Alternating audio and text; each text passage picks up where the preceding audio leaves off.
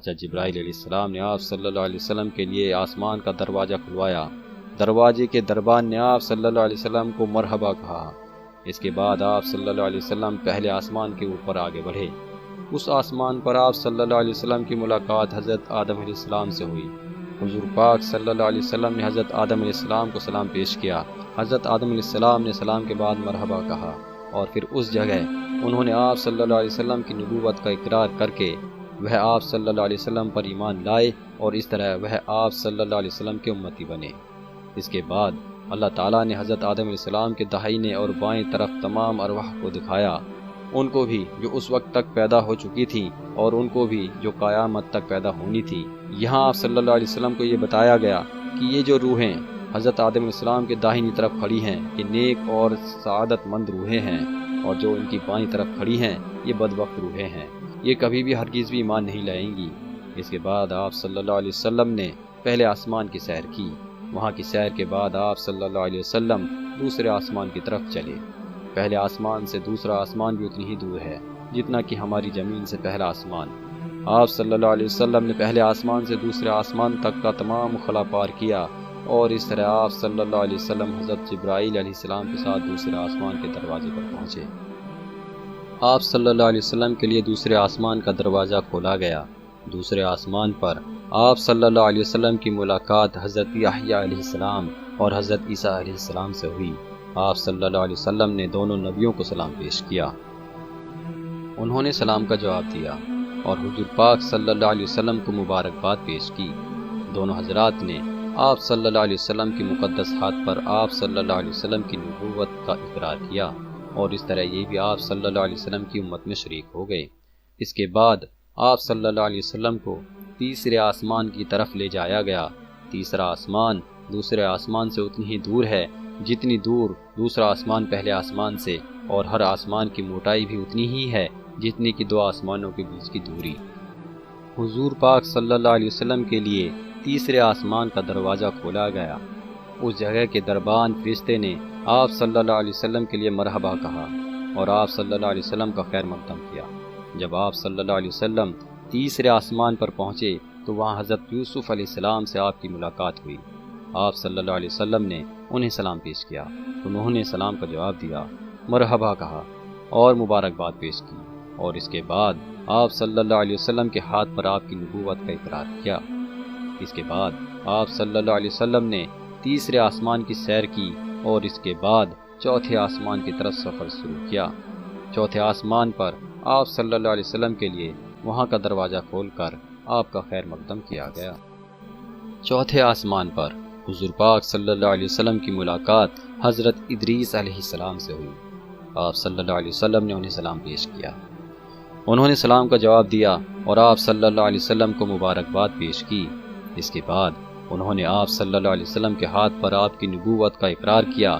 چوتھے آسمان کی سیر کے بعد آپ صلی اللہ علیہ وسلم نے پانچویں آسمان کی طرف سفر شروع کیا۔ پانچویں آسمان پر حضور پاک صلی اللہ علیہ وسلم کے لیے وہاں کا دروازہ کھولا گیا اور آپ کے لیے مرحبا بولا گیا۔ وہاں آپ صلی اللہ علیہ وسلم کی ملاقات حضرت ہارون علیہ السلام سے ہوئی۔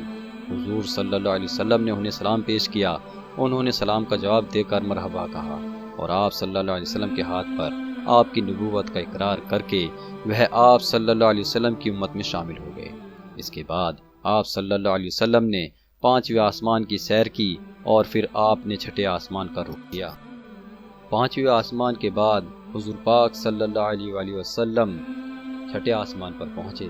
ان کے لیے چھٹے آسمان کا دروازہ کھولا گیا اور آپ کے لیے مرحبا کہا گیا۔ چھٹے آسمان پر حضور پاک صلی اللہ علیہ وسلم کی ملاقات حضرت موسیٰ علیہ السلام سے ہوئی۔ آپ صلی اللہ علیہ وسلم نے انہیں سلام پیش کیا، انہوں نے سلام کا جواب دے کر مبارکباد پیش کی، اور آپ صلی اللہ علیہ وسلم کے ہاتھ پر آپ کی نبوت کا اقرار کیا۔ اس کے بعد حضور پاک صلی اللہ علیہ وسلم نے چھٹے آسمان کی سیر کی۔ جب حضور پاک صلی اللہ علیہ وسلم نے حضرت موسیٰ علیہ السلام سے وداع لی تو وہ رونے لگے۔ حضور پاک صلی اللہ علیہ وسلم نے ان سے کہا کہ آپ کیوں روتے ہیں؟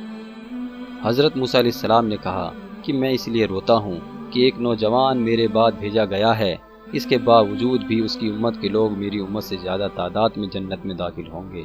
آپ صلی اللہ علیہ وسلم نے ارشاد فرمایا کہ یہ تو اللہ کا فضل اور امت کا عمل ہے۔ اس کے بعد آپ صلی اللہ علیہ وسلم نے ان سے ودا لی اور 7ویں آسمان کی طرف چلے۔ 7ویں آسمان پر آپ صلی اللہ علیہ وسلم کے لیے وہاں کا دروازہ کھولا گیا۔ اس جگہ بھی آپ صلی اللہ علیہ وسلم کو مرحبا کہا گیا۔ 7ویں آسمان پر آپ صلی اللہ علیہ وسلم کی ملاقات حضرت ابراہیم علیہ السلام سے ہوئی۔ آپ صلی اللہ علیہ وسلم نے انہیں سلام پیش کیا۔ انہوں نے سلام کا جواب دے کر مبارکباد پیش کی اور آپ صلی اللہ علیہ وسلم کے ہاتھ پر آپ کی نبوت کا اقرار کر کے وہ آپ کی امت میں شامل ہو گئے۔ اس کے بعد آپ صلی اللہ علیہ وسلم نے 7ویں آسمان کی سیر کی، پھر انہیں سدرۃ المنتہا کی طرف لے جایا گیا۔ 7ویں آسمان سے سدرۃ المنتہا اتنی ہی دور ہے جتنا ہماری زمین سے 7ویں آسمان کا اوپری سرا دور ہے۔ سدرۃ المنتہا پر آپ صلی اللہ علیہ وسلم کے لیے بیت المعمور ظاہر کیا گیا۔ تمام سفر میں اب تک حضرت جبرائیل علیہ السلام آپ صلی اللہ علیہ وسلم کے ساتھ ہی رہے۔ سدرۃ المنتہا سے آگے لا مقام میں نہ تو براق ہی جا سکتا تھا اور نہ حضرت جبرائیل علیہ السلام۔ اس مقام پر حضرت جبرائیل علیہ السلام نے آپ صلی اللہ علیہ وسلم سے کہا کہ یا رسول اللہ صلی اللہ علیہ وسلم، یہاں سے آگے اب میری تاب نہیں ہے کہ میں یہاں سے آگے لا مقام میں آپ صلی اللہ علیہ وسلم کے ساتھ جا سکوں۔ اب یہاں سے آگے یا رسول اللہ صلی اللہ علیہ وسلم، آپ رف رف پر سوار ہو کر اکیلے ہی جائیں گے۔ سدرۃ المنتہا پر آپ صلی اللہ علیہ وسلم کو رف رف نام کی سواری پر بٹھایا گیا۔ آپ کے لیے یہ ایک بہت ہی بڑا اعجاز تھا، وہ ایک نورانی قالین تھا۔